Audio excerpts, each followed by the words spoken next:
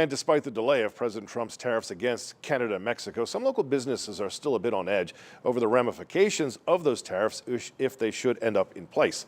Fox 43's James Corrigan spoke to a business owner locally whose business relies heavily on imports from other countries, James, including Canada. That's right, Evan, and that business may not be the one that you think of right away. So many industries rely on trade with our North American neighbors, and the threat of those 25% tariffs on those countries, they put an industry on high alert that'll become very important come February 14th. A flower by any other name may smell just as sweet, but a flower at any other price could cause customers to thumb their nose. We're going to try and keep our prices where we can keep them, as low as we can keep them. Mark Vickery has co-owned Blooms by Vickery in Camp Hill for 27 years. Many of his flowers in the growing season come from Pennsylvania.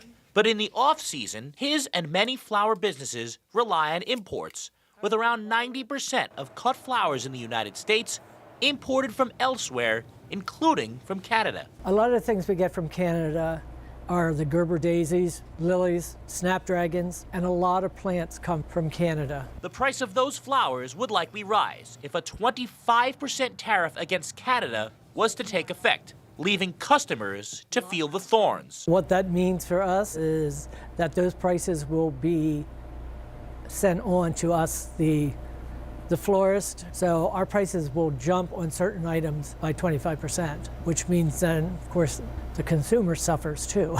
It's just one of the many sectors of the U.S. economy which would be affected by the tariffs, including lumber, cars, and even fertilizer for farms. While the tariffs are on hold for now, they remain on the table 30 days from now. If it does happen, florists like Vickery say they are worried that some of their most popular flowers could see their sales snipped. People love their Gerber daisies. Canada is probably the largest country that grows Gerber daisies in the world. They far exceed Holland on Gerber daisy production, but Gerber daisies are a happy flower.